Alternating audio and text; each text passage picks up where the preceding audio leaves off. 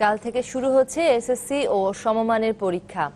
এবার অংশ নিচ্ছে 21,35,000 শিক্ষার্থী।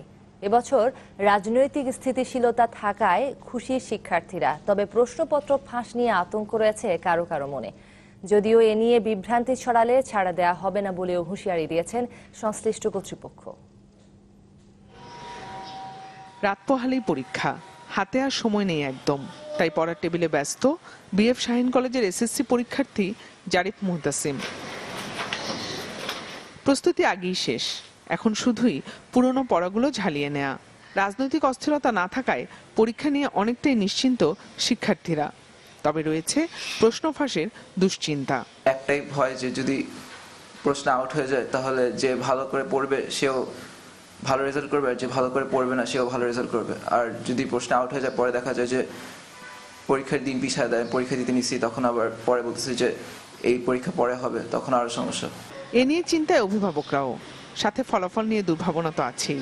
ও যেটুকু পড়েছে ইনশাল্লাহ ভালো করবে, কিন্তু আমরা শুনি ওর প্রশ্ন ফাঁস হয়, সেটা যেন না হয়। তবে প্রশ্নপত্র ফাঁস নিয়ে বিভ্রান্তিতে কান্না দিয়ে পড়াশোনায় মনোযোগী হওয়ার পরামর্শ শিক্ষকদের। আপনারা প্রশ্নপত্রের পিছনে দৌড়াবেন না, বা কোনো হুজুগ যদি কোনো প্রশ্নপত্র ফাঁসের খবর আসে আপনারা সেটাকে বিশ্বাস করবেন না। আমার মনে হয় যে প্রশ্নপত্র ফাঁস হয়ে গেল বা হচ্ছে এরকম কান না দিয়ে নিচের পড়াটা যদি সুন্দর করে পড়ে তাহলে ওরা ভালো করবে। ঢাকা শিক্ষা বোর্ডের চেয়ারম্যান বলছেন, প্রশ্ন ফাঁস রোধে এবার সব ধরনের ব্যবস্থা নিয়েছেন তারা। সাধারণত আমরা প্রশ্নপত্রগুলি কাগজের খামে সংরক্ষণ করতাম। এবছর আমরা প্রশ্নপত্রগুলি অ্যালুমিনিয়াম ফয়েলের একটি বিশেষ নিরাপত্তাজনিত খামে সংরক্ষণ করব। এই খামটি যে কোনো জায়গায় খোলা যাবে না, খুললে এটার মুখ বন্ধ করা যাবে না, খুললে এটি আমাদের কাছে প্রমাণিত হবে যে খামটি খোলা হয়েছে। আর র্যাব বলছে ইতিমধ্যে সাইবার মনিটরিং শুরু করেছে তারা। প্রশ্নপত্র ফাঁসের মতো অপরাধ ঠেকাতে সামাজিক যোগাযোগ মাধ্যম সহ নজরদারি থাকবে সাইবার ওয়ার্ল্ডে। সোশ্যাল মিডিয়াতে বা সাইবার ওয়ার্ল্ডে আমরা সাইবার পেট্রোলিং অলরেডি শুরু করেছি এবং সাইবার পেট্রোলিং করব।